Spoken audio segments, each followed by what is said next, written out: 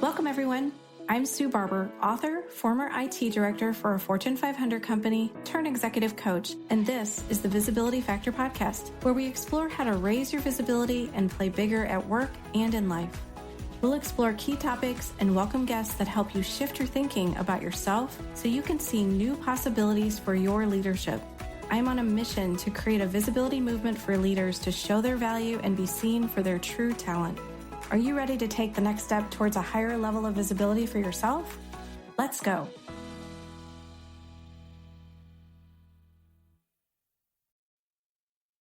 Hello, everyone. Welcome back to the Visibility Factor podcast. This is Sue Barber, your host. I'm thrilled today to bring you an amazing new author and former corporate leader, Deborah Naish, who is in my book group. And you all know that when I bring somebody from the book group, they're writing amazing books. And I'm thrilled for you to hear and learn more about her book. It's called Level Up Your Leadership. And she's going to take us through some of the really great concepts that she has in there and talk about her former career as well. So welcome to the show, Deborah. I'd love to have you introduce yourself. Great. Thanks, Susan. I'm so happy to be here.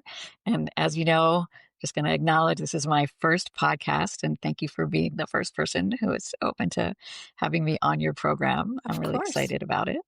And my background. So I've been in the business world for over 40 years. I started out in a big corporation. I have an MBA. Northwestern. I worked at the Clorox company and the Walt Disney company. So it's a big business. Worked in a startup toy company, and I was CEO of a publishing and licensing business. And then I got into coaching in 1997 before it was even popular. And so I have been doing that for a long time and love the work that I do and feel really blessed to have the opportunity to work with amazing humans and help them get to their next level. Love that. So do you have an ideal client or some real focus that people have when they come to work with you? My personal clients, my one-on-one clients, are generally people who are already successful and looking at how do they get to their next level. Not necessarily next job, although that's often the case, but are looking at who do they need to be as leaders to be able to excel at what they're doing, make a bigger impact in the world that they're in. And then I often work with their leadership teams and sometimes the teams at a level under them. So when I work with leaders in Fortune 100 companies, high growth startups, and some dynamic nonprofits as well. Love that. Yes, we have some similarities then between us for sure. So let's talk about your book to start with. So tell me about how the title came to be and why you wrote this book. Who's it for? Okay, great. It's called Level Up Your Leadership, Becoming More Conscious, Courageous, and Resilient. And it is for leaders who are really ready to be and do more than you think you can, whether you're an established and successful leader or a leader earlier in your career where you're wanting to know more about how does this all work outside of the mechanics of leadership. So it's not so much about the skill sets, it's about who are we being. And it's for, I kind of talk about three groups of people who are ready to grow, like they know they are, people who are kind of feeling stretched and challenged and maybe feel overwhelmed. And the third category is like those people who are like, is there another way to lead? Like it's just not totally working right now. And this book is for you. It's also for coaches. So I believe that several of my colleagues, my peers who have read it are like, they're learning a lot and be able to share it with their clients. You know, what's really fun is just how many great tools you're offering in there, so many great ways of looking at things and reframing them. And we're going to talk about all of those, everybody. So get ready, get your notepads out and start taking notes. And your book comes out in September. What's the exact date of the launch of your book? September 17th. It's available if you're listening to this before that. It's available for pre-order now and wherever books are sold, Amazon, Barnes & Noble, other places. And it is launching officially on September 17th. So exciting. Yeah. That is amazing. Okay, so what actually inspired you to write this book? Oh, it was completely unexpected. I never thought I would write a book. It wasn't in my plans. It wasn't in my dreams at all. I had friends who've written books and I was like, I'm never writing a book. I was that person. And then in the summer of 2022, I read a book called How to Begin by Michael Bungay Stainer. And he, as a result, became one of my mentor teachers. But he wrote about having a worthy goal, something that's thrilling, important, and daunting. And I started out with thinking about, well, how could I expand my business? I haven't really put so much attention on it. I just let people kind of by referral. And I sat with that for a while, and then like that wasn't it. Just didn't quite fit the criteria. And then I woke up one day in October of 22 and said, well, could I write a book? What if I wanted to write a book? What should I even think about writing a book? And so that inspiration came from the challenge of having a worthy goal and saying, if I could write a book, could I have an impact and maybe be able to change people's lives the way I can one to one, but reach a broader audience? And once I explored what could I write about, I came up with some things. I'm like, I got excited. There could be something here. And I've been thrilled at the reception. Well, I've read it, everyone, and it is incredible. Every chapter, I'd go to the next chapter and think, wow, that's so cool too. I mean, there's so much in here. You talk a little bit about how a leader needs to be. And so let's talk about the inner work, because I think that is a piece that not everybody considers when they become a manager of teams and leading bigger things. They don't always think about how they need to be as a person. So can you share just a little bit about that? Yeah, thanks for saying that, because this piece about being versus doing is really important.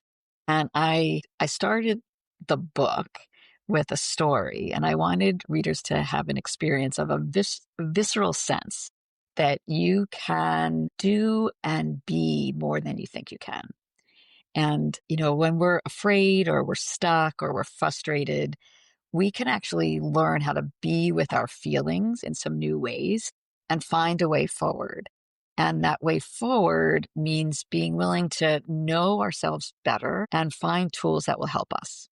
So I had done a lot of personal growth over the years, and I believe that that kind of development, that inner work, is essential to being a successful leader. It's not just about the how do we do decision making, how do we give feedback, how do we negotiate, but these other components are going to make a difference in who you show up as a leader.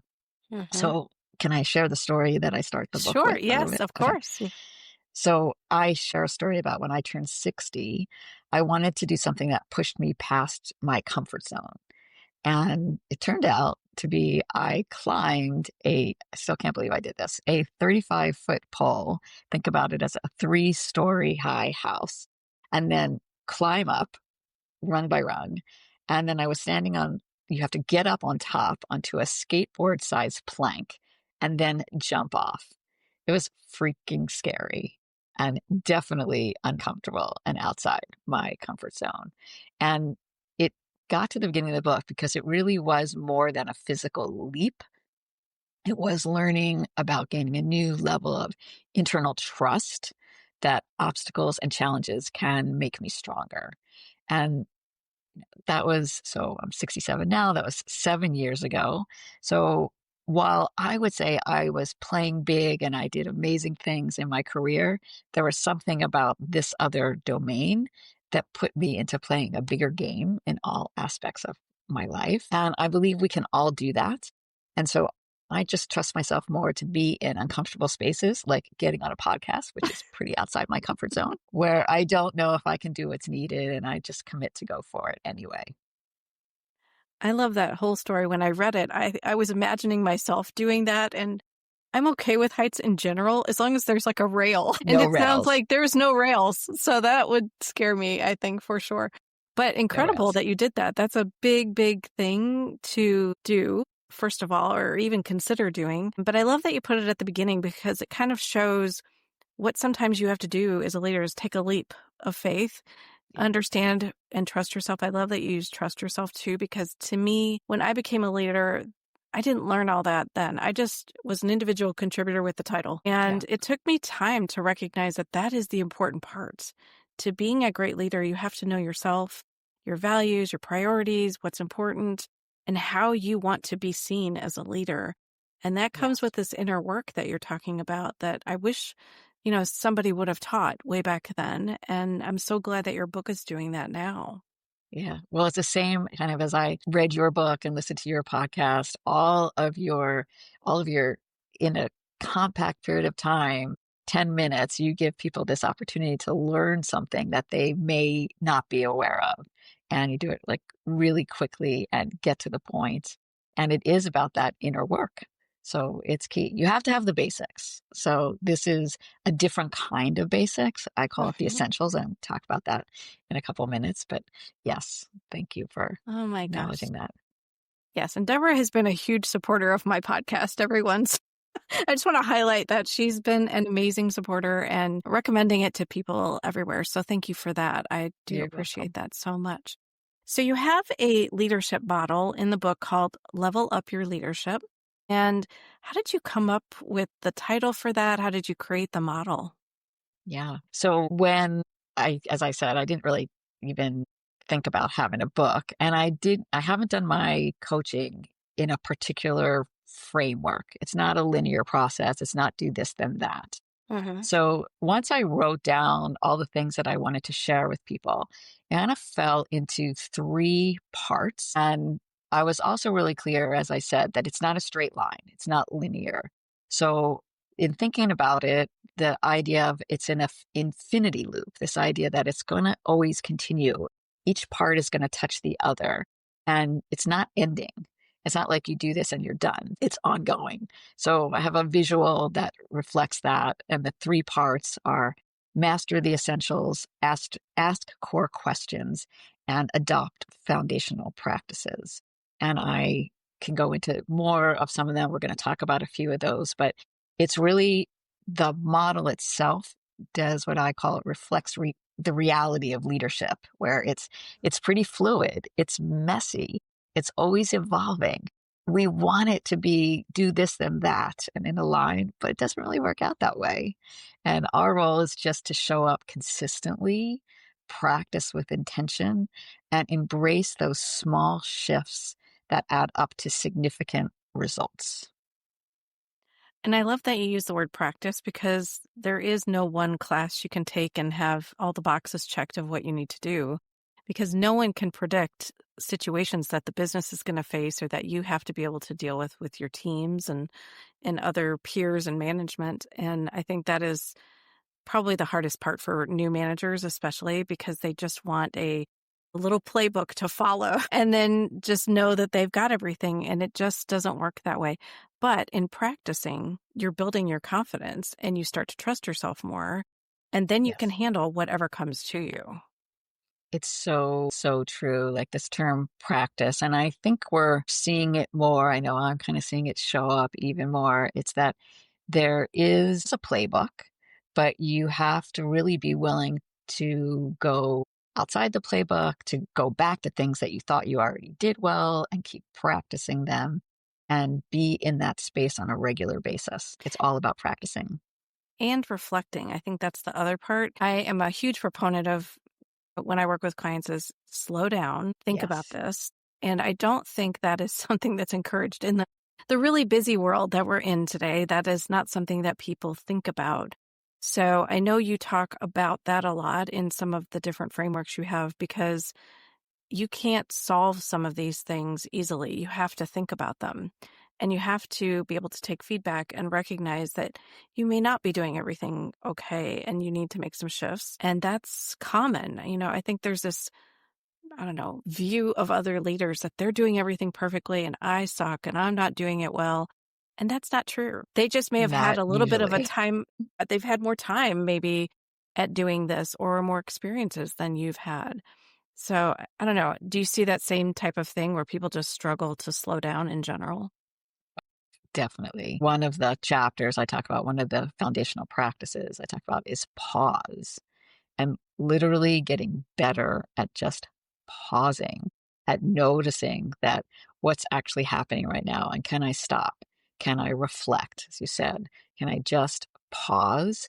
And I put in a number of tools around how to do that. But that's one of the biggest things, one of the first things that I generally work with my clients on is becoming more proficient at pausing. Mm-hmm. It sounds so simple, right?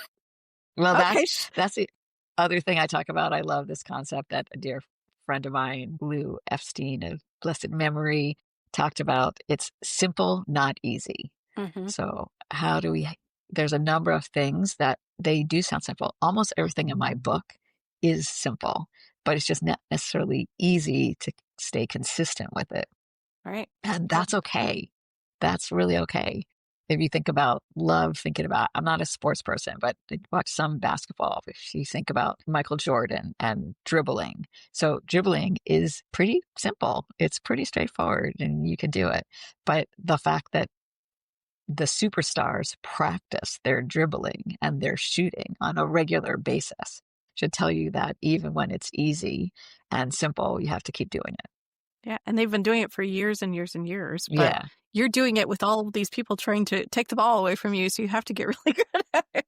that too. Yeah, for Definitely. sure.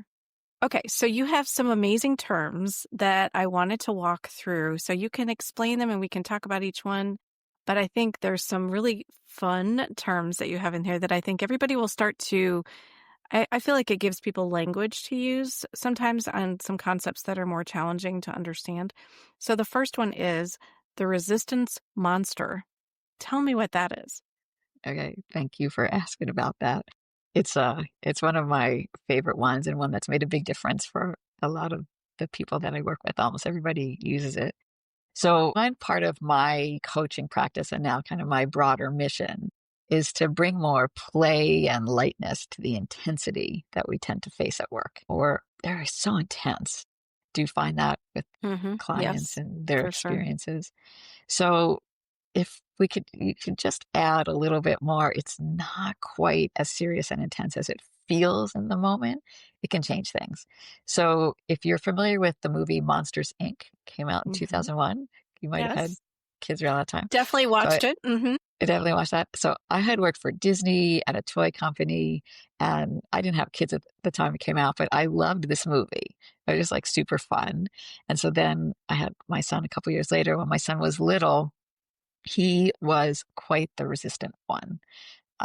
Quite often, he didn't want to leave someplace. He didn't want to go someplace. He didn't want to do that. No was a big word, even before he could actually say the word no. So, and it continued that way for quite a while. So we all have different ways that we say no to requests and ideas, and other people say no to us. So if we just in general at the moment refer to that as a resistance. So that no is resistance in ourselves. We resist things and other people resist us. If you can remember that there's a cuddly monster, like one of those guys in Scully in Monsters Inc. behind the big bad no, it's just not as scary and hard to deal with. And as I said, this term has helped tons of my clients, especially when they want to pull their hair out or bang their head against the wall. If they can remember, oh, they're just up against the resistance monster in themselves or others. Mm-hmm. And the key is to remember that resistance may seem like a negative, can be annoying and frustrating, but it is actually more a signal than an automatic stop sign. So it's giving you some information that there's something not working, but it doesn't automatically mean stop. And I introduced this concept really early in the book in the introduction, because even as we read, and I know, and I did this because this is how I would read things, our monkey minds dismiss things or agree with things automatically. So paying attention to when we dismiss or resist is often a key to growth. And I think we might talk about resistance a little bit more later. Yes, we are for sure. Well, I love that and how you connected it to your past and Disney and everything. Yeah, that movie is great. And I think so many kids could connect to those characters and help them deal with fear and all these other kinds of things too, which is such a great movie. It's Okay, fun. the next one is the learning cycle. So the learning cycle, again, is something that I put in the introduction so that as you read the book and really as you go through any process of learning that you're doing, recognize that there's a cycle to how we learn. We learn something and we practice it. There's a practice word that we talked about earlier. So we learn, we practice, we face obstacles. And it's pretty key to come up against things that stop us, that are challenging, because that's part of where the growth happens. And then we have time to reflect, and then we repeat. So we're constantly in, whether it's in the same area or you kind of grow some, and it's almost like slowly expanding cycles as you keep going up the ladder, if you will. Learn, practice, face obstacles, reflect, and repeat. And I introduced the concept of being a part of and joining a learning gym when you start this book and really other parts of your life, and about building new muscles that take time, patience, and continued practice to grow. And even when we get great at something, we can keep growing. Mm-hmm. It really feels like a big help for people in terms of like having a growth mindset, having Yes. this ability to recognize that this is a journey, that it's a long journey and there's never an end to it. And you continue to grow and learn as long as you want to. And I think that's what people, again, are trying to find a finish line. Like, I've made it, I did it. But in my experience, that never happens. And I'm actually grateful for that because I love to continue to learn. And for people who want to continue to develop, there are so many things that you can develop in and continue to grow with. Even I'm going to bring it back to the visibility factor, Sure. because part of it feels to me like part of that stepping into being more visible is putting ourselves in places where it's not yet comfortable. I'll talk a little bit more about this later, but are willing to do it anyway. And so that's part of that learning cycle. I'm going to face obstacles, but I'm going to keep going. Yeah. Yep. Be brave for Mhm. sure. Okay. The next one, spiraling reaction loop. Okay. So spiraling reaction loop, visualize, and I have a picture of this in the book, kind of a downward spiral with an arrow. And this is about noticing the difference between when we are responding. We talk about respond as being kind of calm and thoughtful, considered, versus reacting. We're more automatic, it's impulsive. We react in the heat of the moment. So we kind of have that distinction in mind. And reactions often include things like judgment and getting angry. Things like, he has no idea what he's talking about. What's wrong with them? They can't do anything right. I can't keep working with them. Those kinds of reactions that happen. And we also have judgments about ourselves. I totally screwed up. I don't belong in this job. I can't do this and I'm never going to get it. Like those kinds of things that we tell ourselves. Any of them could be true. And it's not a bad thing to have reactions or judgments or get angry. They're really valuable. But what's important is noticing how those experiences, that reaction, impacts you and others. So, a key tool to leveling up your leadership is to notice when we make judgments, our own judgments, and when we have reactions versus whether we believe automatically that they're true. So that's one of the things that happens is that if I think, they're kind of a jerk and I've decided that that's true, and they think I'm a jerk and they've decided that's true, there's a pretty good chance we're just going to bounce off each other. So the spiraling reaction loop is I take an action and you respond to me, then you respond and I react to your response, leading to further reactions. So we're kind of reacting off of each other's reactions and we just swirl down. Does that sound familiar at all? Yes. Yeah, of course. You can watch it in action and at any team meeting, right, where there's any kind of conflict or strong disagreements about the plan or, people just don't agree with what the company's doing. All kinds of situations, I would imagine, are similar to that. All situations, and it happens at home. Like it will happen for me with my husband or my mother. Why did you do that? What were you thinking?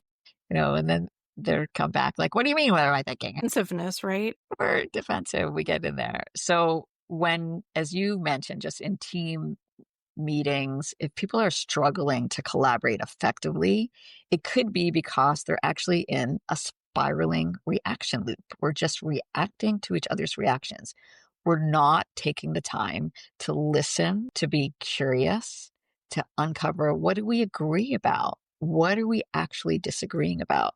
More often than not, there's more things we agree about, and there's like something that we're just stuck on, but we can't get to it because we're around each other. If you take some time to do that, and I tell a story in the book about two people who had collaborated effectively for years, and then they had some miscommunications. Each of them were dealing with personal pressures, and that strained their relationship. They each made judgments. They got angry with each other. A couple times they stormed off and they stopped speaking to one another. It was pretty extreme. And they were trapped in this cycle of misinterpretation. He said one thing, she interpreted another way. She said something that prompted his reaction, and back and forth. And each of them were just quite convinced the other person was wrong. They created this breakdown, and it was their fault. I was working with this company and happened to then be brought in to help these two people clear the air and have a fresh start. And once they were open to just listening to one another, they realized there really wasn't that much that was a problem. They just kept reacting to each other. So it doesn't always last. You might have to come back and do repairs again. But if you can take the time to notice you're in a reaction loop, it can make a big difference. Wow. Just imagine if everybody understood this. It's like a blind spot you can't see that Yes. that is what's happening. So having someone like you come in and help them kind of objectively look at each other and what they're saying helps them see the light, in a different way. Yes. Yes. I'll also just make a quick plug for another book. Another one by Michael Bungay-Stainer is How to Work with Almost Anyone. We could put that in the show notes, but it has some great tools and practices for how to address these kinds of breakdowns.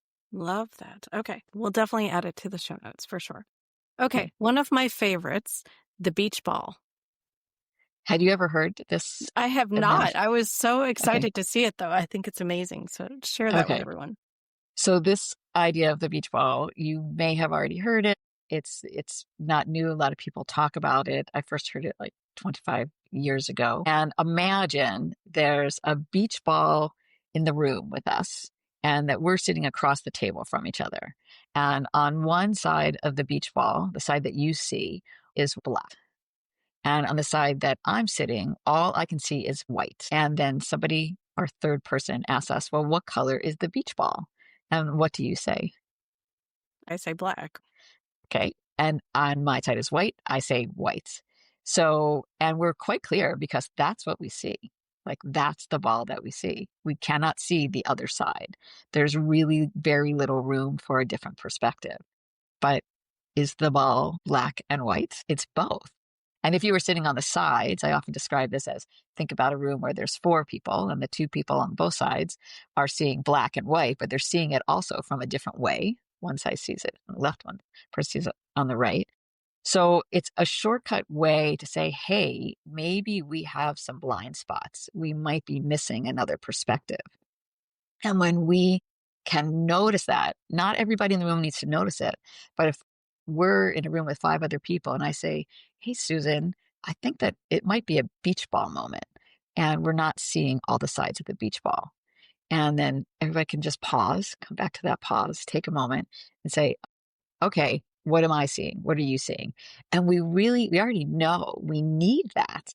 Like we advocate for teams to have different points of views, but we fight them all the time. So just noticing that your beliefs and what you see is different than others can help shift the conversation. The other piece of this to me is when that's happening for everybody, you need someone to kind of stop the madness, if you will, right? Because everybody's just spinning. And if you can have some language and maybe the team in the beginning, if anybody sees some situations, don't be afraid to call it out, right? Because some people maybe hesitate if it's not their meeting or something like that. So I think you have to create some psychological safety in order for that to be something that could be used. But once people know that, it could be an amazing tool to stop all the spin that's not helping and just taking up so much time. I mean, it's just wasting time and money to be in meetings where you don't get anywhere. It is. And again, just to tie into being more visible, it can be a tool, pretty simple to introduce to a team and say, let's all be willing to call out and ask, is this a beach ball moment? Uh-huh. And you can be one of the people that makes that recognition, makes that observation. I think we might be having a beach ball moment. And it just gives people a moment to let their brain stop trying to be right, which is what we're wired for. Yeah, 100%. I love that one. So I know everybody's going to be able to take that one and use that one. The next one is it's all information. Okay, this is a big one. I call this one of my game changer tools, and it's part of the second essential leadership quality. The first one about the beach ball and spiraling reaction are part of awareness, one of the essentials of leadership qualities. And uh, it's all information is about curiosity. So the premise is we can almost always be more curious than we currently are. So just kind of take that as a starting point, that there's more room to be more curious. And before I talked about responding. So respond, you're being more thoughtful, considered versus reacting when we're more automatic and impulsive. And when we notice that we do one or the other. So we're going to build on that idea. When you can view what happened and your reaction to it as giving you with information, you can shift who you're being and how other people respond to you. So I'm going to start with a personal example. So a few times a month, I have, this is a couple years ago now, but I would be visiting my mother for several hours. And it was really challenging for me to be with her, not the best relationship. And when I came home, sometimes my husband would do or say something, and I would react quite impatiently or with a snippy tone. And at that point, I had just gone what I call like above and beyond my relatively high capacity for patience. And I'd snap and I'd be annoyed with him.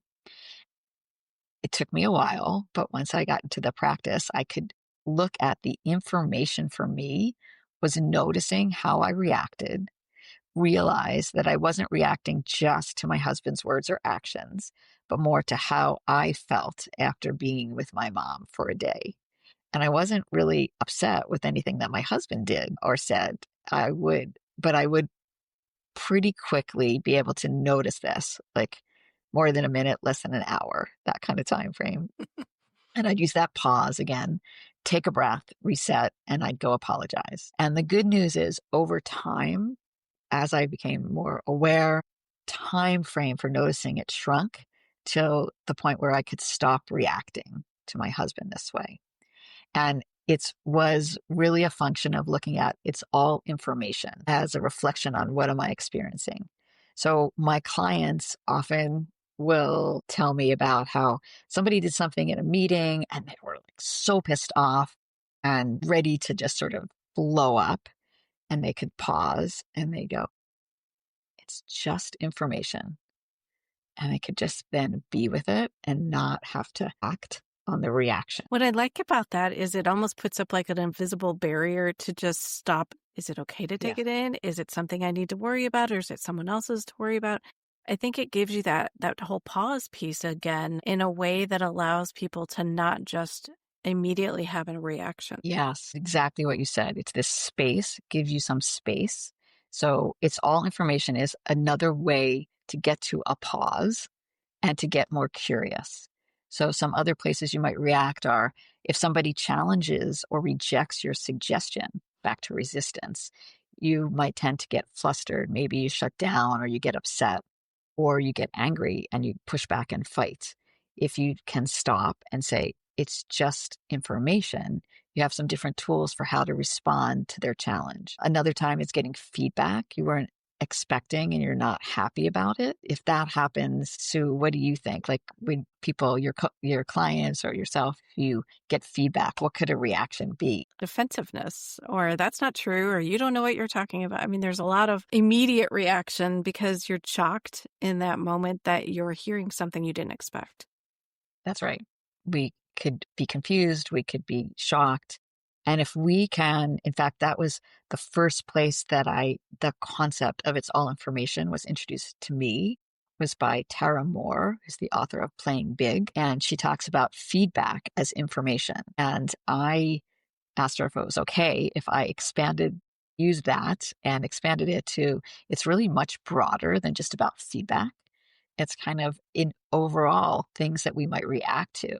If we can just see it as information, it gives us access to a different part of our brain that lets us look at it with a little more reflection as opposed to that automaticity. Yeah. Brilliant. Okay. The swirl. The swirl is my shorthand for what happens when we've been triggered, when we're in this reactive state we've been kind of talking about.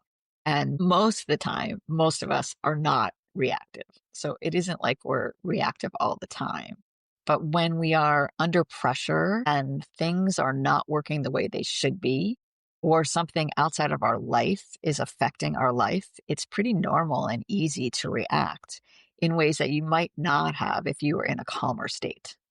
So, right, like we generally know that about ourselves. If there's something that's affecting us, our our trigger points are shorter. The fuse can move it Mhm. faster. So, learning to notice that you reacted and jump to conclusions that are not accurate is all part of the inner work.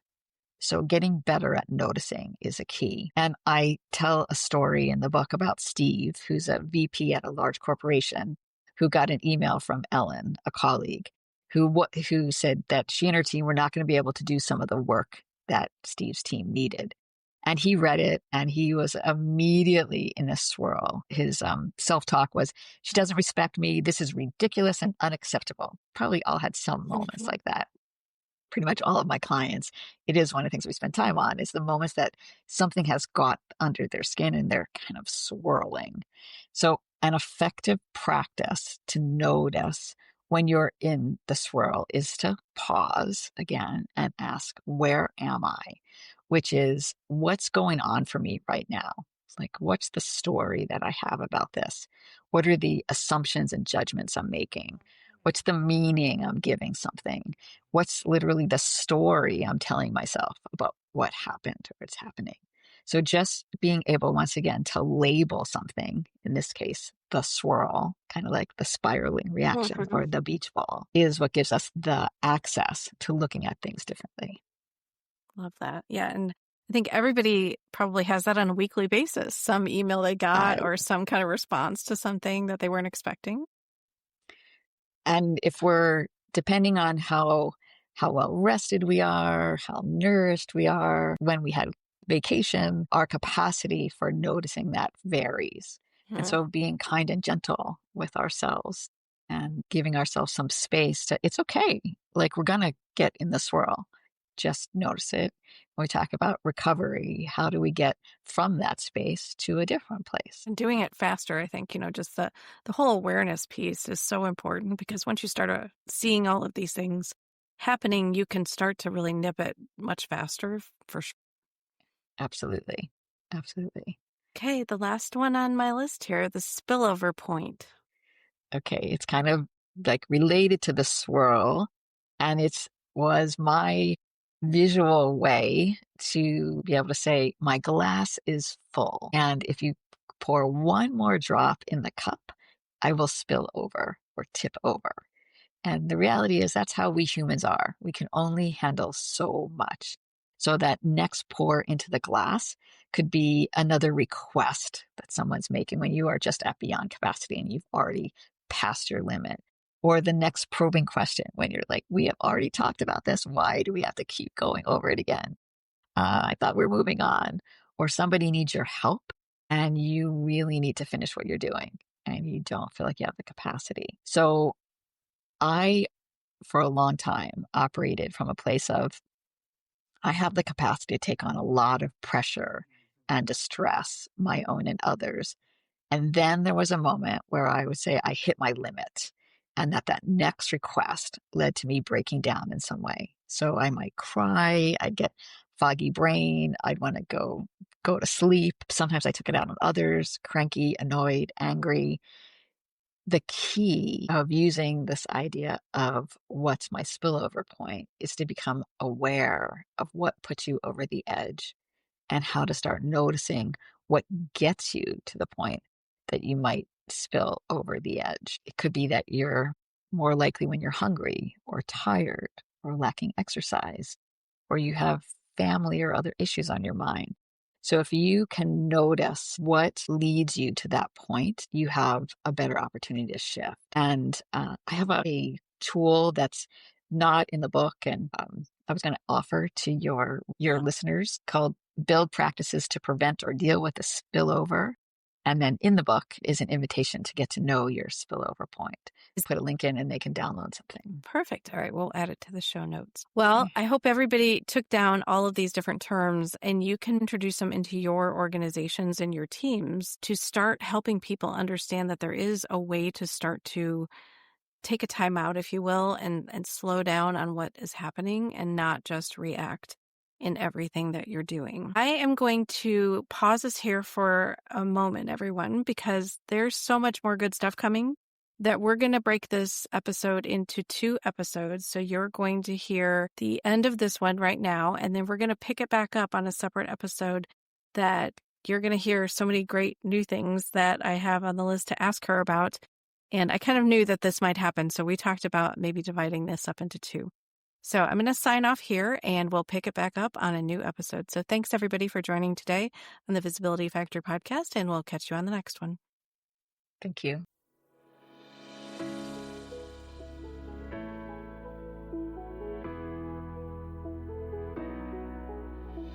Thanks so much for listening to the Visibility Factor podcast. Remember that visibility starts with small steps that are intentional and consistent each day. Be bold, be visible, be the leader you were meant to be.